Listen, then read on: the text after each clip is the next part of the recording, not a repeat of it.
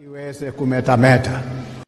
Endelea kutazama Capuchin TV, kitambulisho Katoliki.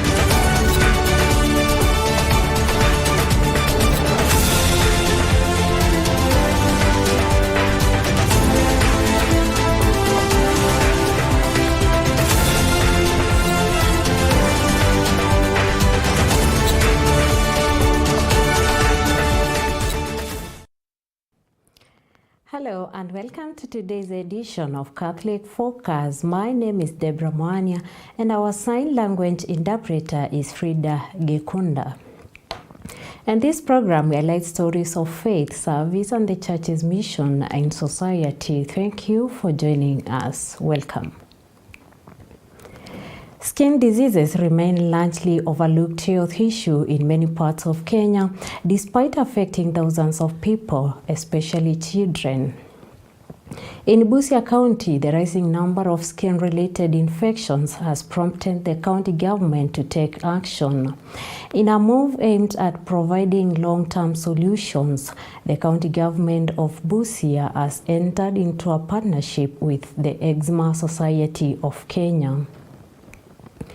The collaboration seeks to improve awareness, diagnosis, and treatment of skin conditions in the region.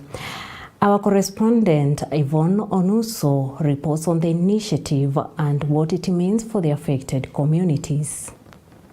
The Busia County government has signed a partnership agreement with the Eczema Society of Kenya aimed at addressing the growing burden of skin diseases among residents. Rachel Ogola, the chief officer of the Eczema Society, noted that Busia ranks among the counties with a high number of untreated skin conditions, although the issue often goes unspoken. She expressed concern that many residents continue to suffer in silence. Busia County is one of the counties that is affected most by dermatology diseases and conditions, and falls under underserved communities in the region. So we are looking forward to bridging that gap by bringing the medical camp and the conference to provide more awareness and to demystify cultures of skin diseases in the region. The Dermascience Conference will bring together leading dermatologists, skin experts, researchers, and healthcare professionals, among other stakeholders from across Kenya and the region, and of course internationally. Through the scientific presentations and discussions, we aim to share cutting-edge knowledge, explore innovation treatments, and address the unique challenges of managing skin diseases in our communities. Equally significant is our commitment to action. As part of the conference, we will host a free three-day medical camp designed to bolster access to medical care for the residents of Busia County. By offering free consultations, screenings, and treatments, we hope to alleviate the burden of skin diseases for many, particularly for those who face the barriers of accessing specialized care. Ogola highlighted common skin diseases affecting the region and revealed that out of every 10 children born in the county, 4 suffer from skin irritation and inflammation, including itchy rashes. Most diseases, of course, would be eczema, psoriasis, albinism. If you look around us, there's a lot of vitiligo and psoriasis, so many skin diseases around us, including even leprosy. Busia Deputy Governor Arthur Odera emphasized the need for public awareness on the various types of skin diseases and stressed the importance of finding lasting solutions to the challenges facing residents. There are patients who suffer from skin ailments, and they know, and they have tried to seek help. We are here to tell them now there is even more help. Number two, through awareness creation and discovery processes, there may be those patients who have skill ailments, but they don't know that that's an ailment, or they don't know where to go for help. Sometimes things happen in people's lives and they are normalized, while ideally if help was available and information was available, people then would seek help and they would get the help. So the idea is, one, to attend to those who have the ailments and they know and they seek help. Number two, to encourage those who may not know and get them to be aware and make help available and encourage them to seek help. Reporting for Catholic Focus, my name is Onuso Yvonne. A group of youth from Kakamega County are taking bold steps to confront the region's high unemployment rate. Through a targeted training program, the young people are gaining vital skills in agriculture, employment readiness, and advocacy for their socio-economic rights. Ryan Mwangi has this report. The harsh reality of youth unemployment continues to bite, especially in regions like Kakamega, but a new initiative is offering hope. A group of young people recently completed a specialized training program focused on agriculture, job opportunities, and rights advocacy, equipping them with the tools to pursue legal and productive livelihoods. Led by Siaya County Youth Officer Dina Owor, the training encouraged participants to embrace agriculture not just a survival option, but as a sustainable and rewarding career path. We are currently having lobbying and advocacy training because a lot of us know how to probably advocate, but then there is the issues of lobbying and how we can engage the government on issues also to do with writing of the memorandum, how we can sit with them, how we can ensure that they listen to us, and how we can ensure that we push for our issues well. So some of the things that we aim to achieve by the end of the project is that there will be increased platforms for engagement, that the government will be able to listen to us, that a lot more youths will have come into the agribusiness space, probably even understood how important the space is and how they can use this to address the unemployment issues that they are facing as a county. As an organization, we are very cognizant of the potential of the youth in the agri-food sector, and also of some of the opportunities that the government have, and also of most of the declarations and policies that are there. Dina emphasized that youth across the Western region must be empowered to combat unemployment while contributing to food security through modern, sustainable farming. But the training also opened space for tough conversations. Some of the participants voiced concerns that the national government continues to overlook them in key development agendas. They cited poor access to agricultural extension services as one of the major obstacles hindering youth from venturing fully into farming. Let us not talk to government, but let us be able to create opportunities such as this, whereby we are able to sit down and talk to each other and on levels of development and just also levels of conversation that can actually be able to spur development from our various regions and sub-counties. Mine is just to echo on the Kakamega County Youth in Agribusiness Strategy. That is a strategy that we are calling on the county government of Kakamega and all the development partners. Kindly tunawaomba, come together, let us fast track on the implementation and the launch of this document. Ningeshauri wale vijana ambao wanatarajia ama wanatafuta kazi ofisi na kwamba ukulima ndio biashara sawa siku hizi. Ukiangalia vile tumekuwa tukilalamika kwa maandamano mambo ya taxes, ukifanya ukulima ile tax ambayo unalipia ni ile ya VAT bidhaa za ukulima ambazo unanunua dukani, lakini kuuza ile ambayo unauzia aenda auze sokoni, yeye sasa ndiye atabeba hiyo mzigo. Despite these frustrations, the message from the youth was clear. They want policies that are inclusive and practical. Policies that see agriculture not as a last resort, but as a full-time viable path to employment and economic growth. Reporting for the Catholic Focus, Capuchin TV, my name is Ryan Mwangi.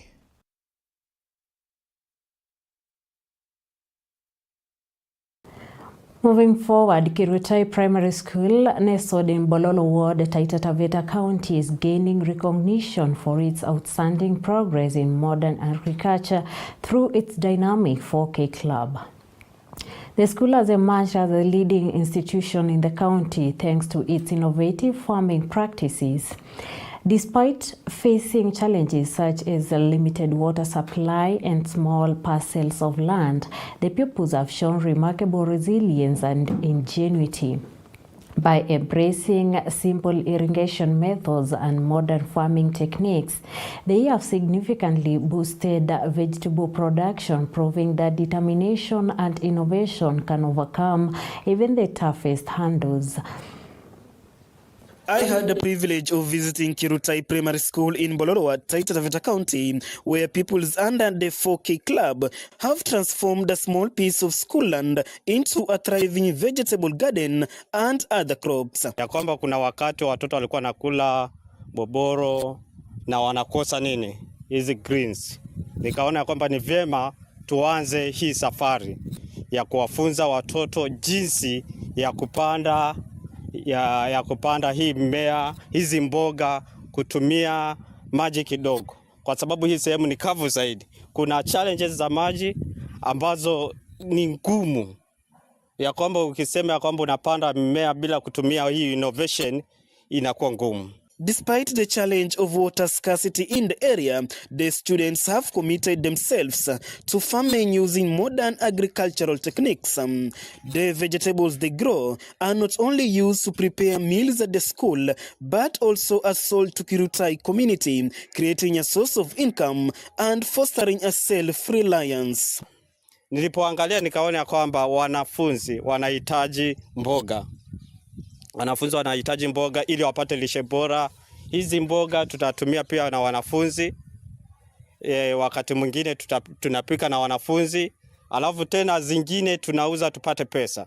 Kwa sababu kila mwaka hii project ilianza 2003 na kila mwaka tumekuwa tukienda show ili kupata ujuzi zaidi.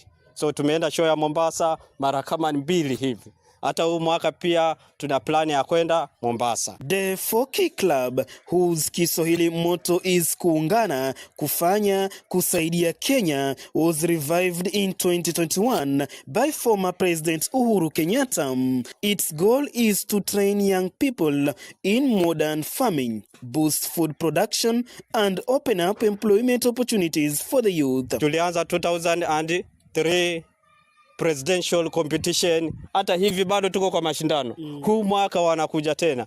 2003 tulikuwa nambari ya kwanza Taita Taveta County na nambari 10 Kenya mzima. 2004 tulikuwa nambari kwanza Taita Taveta, nambari 20 kwa Kenya mzima. Kwa sababu 2004 competition ilikuwa juu zaidi, but Taita Taveta tulikuwa nambari 1. Kama ukiangalia vile tumefence hapa kidogo, fence yetu ni hafifu. Tumejaribu, hata mimi nikaandika proposal kwa Ministry of Environment and Agriculture ili tupate msaada kidogo, lakini bado hatujapata msaada, na tuko na matumaini ya kwamba huenda tukapata msaada zaidi. Tulikuwa tunaomba kama tutapata wafadhili zaidi watusaidie tupate tanki kubwa na huu mradi utaendelea vizuri. This initiative at Kirutai Primary is a clear example of how the club is empowering students, promoting sustainability and supporting community development. Gabriel Mukoma, Kirutai Primary, Mbololo, Taita Taveta County. Quite inspiring story there by Gabriel Mwakoma. And now moving forward, the stage is set for the much anticipated National Youth Council elections, with Principal Secretary for Youth Affairs and Creative Economy, Fikirini Jacobs, issuing key guidelines for aspirants and voters. He urged young Kenyans to take part in the crucial exercise, calling it a significant step in strengthening youth representation and national development. The priority following this announcement will be planning for the civic education and engagement process. This is the law. We urge all Kenyan youth to rise, to register, and participate actively in the upcoming National Youth Council elections. These elections are an opportunity to vote and amplify your voice, articulate your vision, and establish your rightful place in shaping leadership at the national level. Your involvement will help forge a council that truly represents your aspirations, values, and potential. There is a national steering committee pursuant to the regulations that is essentially the IBC of the process. The regulations envision a process where the election can be online or physical or hybrid. National Assembly Speaker Moses Wetangula has reaffirmed Parliament's unwavering commitment to upholding the independence and integrity of constitutional bodies, including the newly reconstituted IEBC. Speaking from his office during a courtesy call by the National Cohesion and Integration Commission, NCIC, led by the chairperson, Reverend Dr. Samuel Kobia, the speaker emphasized the importance of empowering independent institutions to execute their mandates effectively, as well as steering the country forward. Speaking from his office during a courtesy call by the National Cohesion and Integration Commission, led by Chairperson Reverend Dr. Samuel Kobia, Speaker Wetangula emphasized the importance of empowering constitutional bodies to effectively discharge their duties. So as Parliament, we will support NCIC in every way possible in terms of budgetary allocation, in terms of strengthening the law if there's any need for such a thing to be done, to enable you to discharge your responsibilities and play your part in keeping Kenya together, keeping Kenya peaceful, and keeping Kenya at peace with its people and itself. Wetangula underscored the role of the NCIC in fostering national unity and called on all Kenyans to support the IEBC, especially as the country prepares for the 2027 general election. Reverend Dr. Kobia, in response, appreciated Parliament's continued backing, but urged the Speaker to fast-track amendments to the NCIC Act aimed at strengthening the Commission's legal framework. This is the amendment bill on NCI amendment bill. Because it was enacted in 2008, people should give support to IEBC, rather than attack it even before it even take office.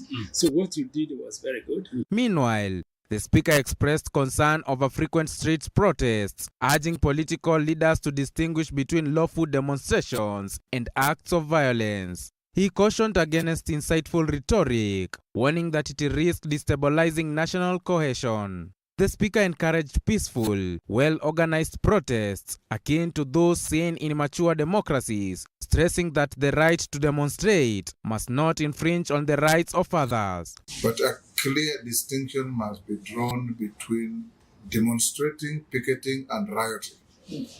Rioting is not picketing, rioting is not demonstrating. Demonstrations all over the world, we know them. You go to UK, they're there every day. You go to America, they're there. Outside the UN, it is like the headquarters of demonstrations. Every single day, there are people there with petitions and groups carrying placards, displaying their messages. You'll never see them carrying rocks and crude weapons to hurl at people, to destroy property, to injure people, kill people, rape women, and do the ugly things that we have seen happening in this country. He concluded by calling on NCIC to maintain impartiality in navigating the country's political climate. Reporting for Catholic Focus, my name is Kiprotich David.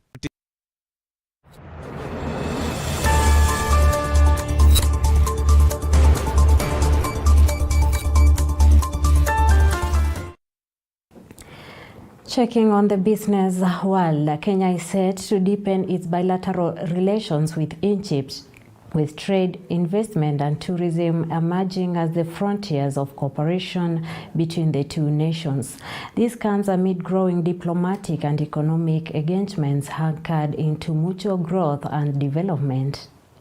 As Asha Elizabeth breaks down the details of the bilateral relations, from the 105th National Day celebrations of the Arab Republic of Egypt in Nairobi.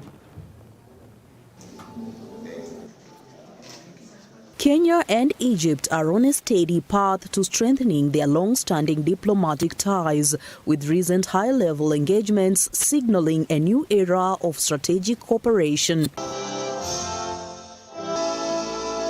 Speaking during the 105th National Day celebrations of the Arab Republic of Egypt in Nairobi, Prime Cabinet Secretary Musalia Mudavadi reaffirmed Kenya's commitment to fostering deeper collaboration with Cairo, citing trade, investment, education and people-to-people relations as major pillars of the growing partnership. Kenya is honored to have Egypt as a friend and a strategic partner in the region.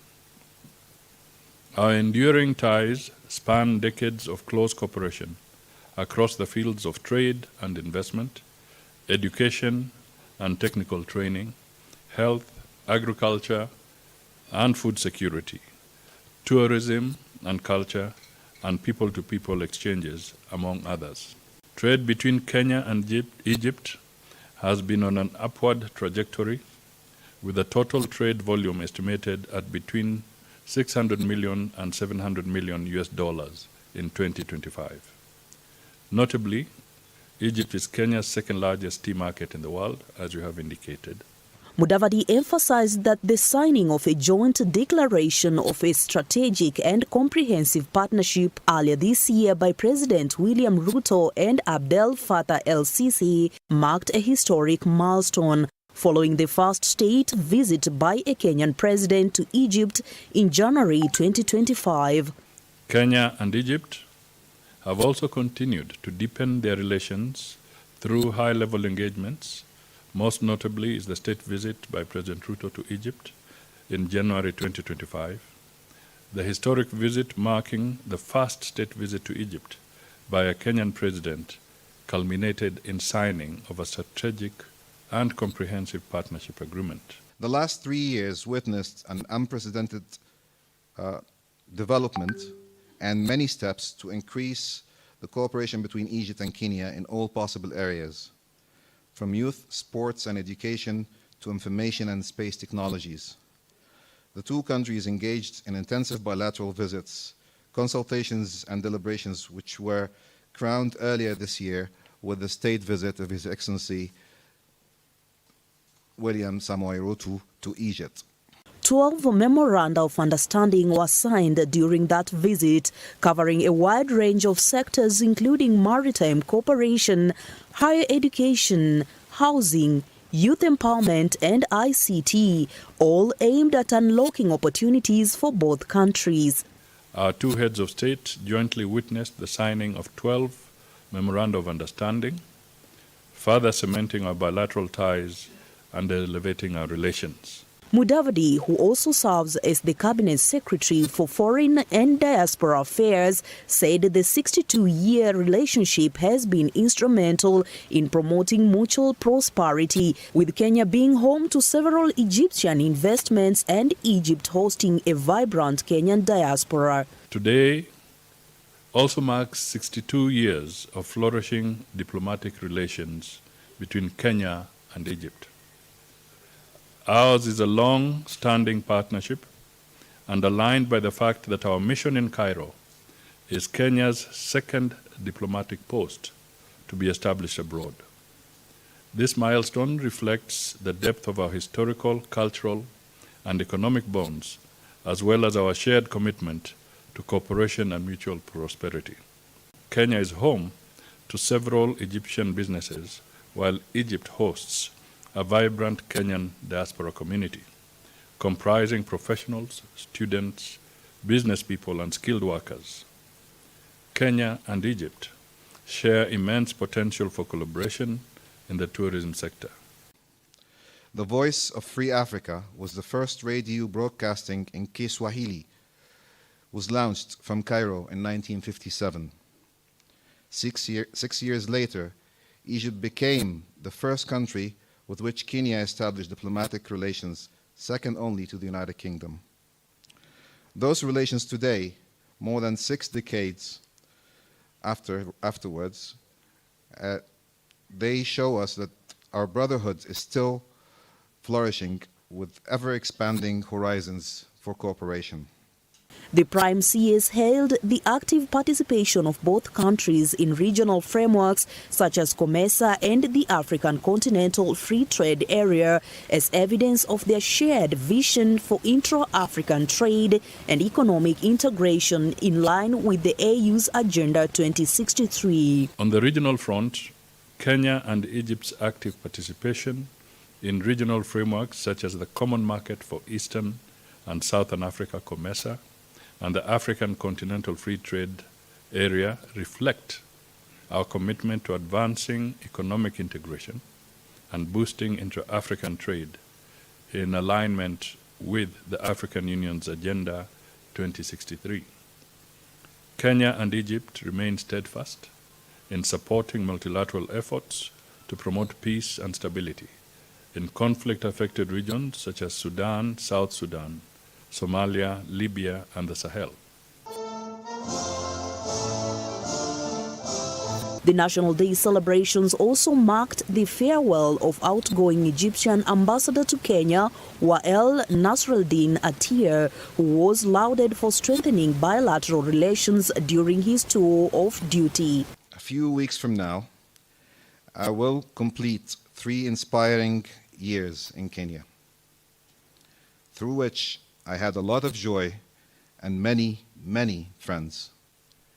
Throughout travels from Kisumu in the west to Lamu and Mombasa in the east and south, I found people with kind hearts, welcoming and sincere smiles, and strong resolve. I talked to elders who recognize the potential their youth have, and to the youth who aspire to prosperous future for their country while remembering the sacrifices their elders gave for their motherland. The future is not for the old, however, but for the young, of which this country has plenty. As my time in Kenya draws to an end, I will always carry with me the magnificent scenes of the Kenyan savannah, the cleansing waves of its coastline, the profound taste of its tea, and above all, the cheerful smiles of its people. As Kenya and Egypt continue to forge closer ties, the future looks promising, driven by a shared vision, strategic investments, and a deep respect for historical bonds and mutual growth. Egypt supported the Mau Mau movement, providing safe haven to some of Kenya's freedom fighters, providing Egyptian diplomatic passports to them to allow them to promote the cause of Kenyans across the world and make their voices heard. Asashi Elizabeth reporting for the Catholic Focus, Capuchin TV, Nairobi.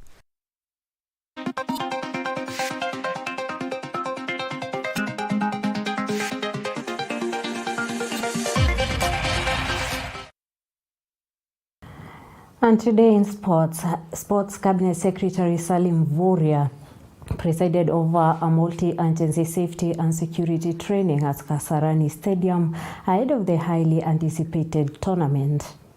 The 3-day exercise focuses on emergency response and disaster management protocols both before and during the month-long continental event. Authorities say the training is part of wider efforts to ensure Kenya is ready to host the championship to international standards with special emphasis on safety and coordination. As you conclude the Total Energies Chan 2024 security training, a critical pillar in Kenya's final stretch of preparations ahead of the championship in the next 10 days.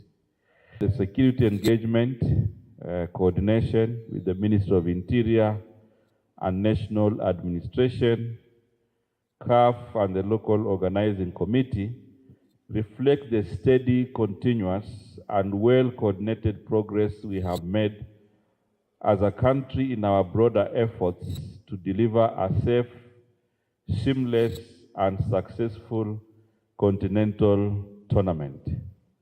The goal from our side is very clear: to guarantee comprehensive safety for athletes, officials, fans, media, and every stakeholder involved in this month-long football festival.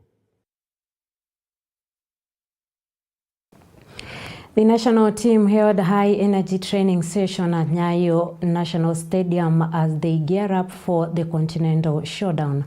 Coaches say the focus now is on building team chemistry, sharpening tactics, and ensuring match fitness ahead of the tournament kickoff. Kenya was just a misfortune. You know, I think we went there with good intentions, but unfortunately, for football reasons, football decisions, it wasn't according to our satisfactory. So yeah, the team and the technical team, we came together and we just said that, you know, we think very highly of ourselves. We want to have the best preparation for CHAN. We want to be ready for CHAN, and if we were to continue in the tournament, I think it would have set us back majorly, probably losing players to injuries because, yeah, the conditions was just not favorable for us to work in an environment where we'll be able to keep all our players fit and to play at the highest and the best level that we expect from ourselves. So yeah, because of those reasons, we felt that it was probably best for the safety reasons for the players and the well-being of the players. Yeah, for everyone involved in the squad that was there, that it was best just not to participate and to come back and to have the best possible training last bit of camp left that will give us optimize our chances, because the group that we're in, it's a group of death, and if we're not properly prepared, we're gonna have shortcomings, and yeah, people will ask questions. Where we were meant to train was really not ideal, and we were gonna basically have 7 days there and have 2 days of good training session and 5 days of looking at each other, high-fiving each other, and then hoping that we'll be able to come back and compete and do the best that we can in CHAN. So because of those reasons, we as a team, we stuck together and we said that if the conditions aren't favorable, then, you know, we're rather back in Kenya where we do have the facilities and the right training pitches to train and maximize our sessions and our planning so that we can be ready for CHAN. So.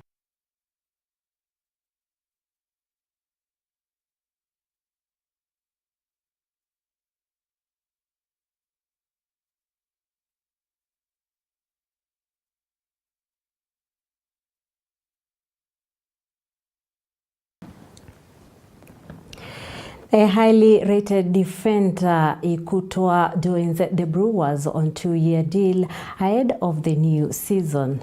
Known for his aerial strength, composure, and pace on the wing, Ikutwa has impressed over the past 2 seasons, earning a reputation as one of the league's top young defenders. Tusker FC head coach Charles Okere praised Ikutwa's discipline and perfect fit for the team's style of play, saying his arrival will provide more options at the back of the club pushes for silverware. Speaking after the signing, Ikutwa expressed excitement at joining one of the Kenya's most decorated clubs, calling it a big step up in the career and a dream come true. He becomes the second player to join Tusker FC this season after midfielder Vincent Owino.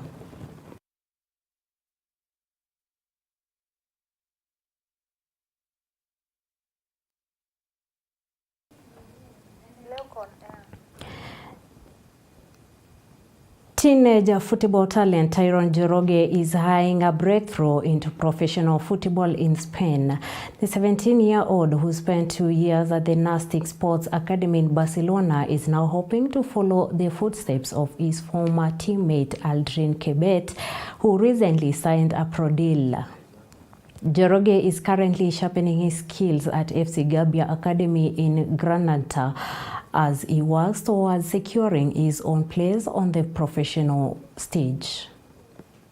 To use my speed, I love to just attack. I like to be aggressive and just make threats at the defense and just, create opportunities, create chances for myself and for my teammates. And yeah, I just have an ambition for scoring goals. It's a feeling that anyone who scores goals, they can tell you, it's an amazing feeling. It's a feeling that you just can't describe, because especially if you love the game, when you score a goal, you even go crazy and celebrating. You can't believe it, regardless of who you're playing. Scoring a goal is just amazing. I love it. And one day, it's actually in my, I usually journal, and it's one of my goals to be called up to right now my main goal is to get called up to the Kenya under-20 and then just make my way up from there. And I believe I can do it. I believe I have what it takes. I have the hard work and the dedication. And that brings us to the end of this edition of Catholic Focus. Thank you for being part of the conversation as we continue to explore the values and voices shaping our faith and community. Once again, I am Deborah Mwanya with sign language interpretation by Frida Gekonda. Until next time, stay safe and God bless you.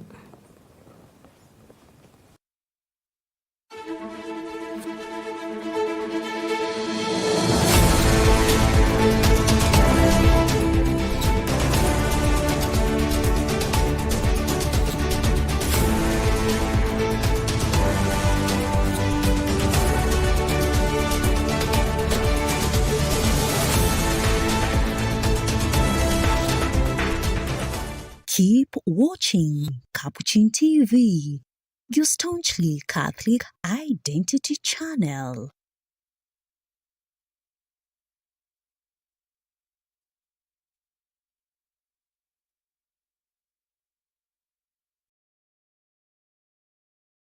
You are watching Capuchin TV. For any complaints,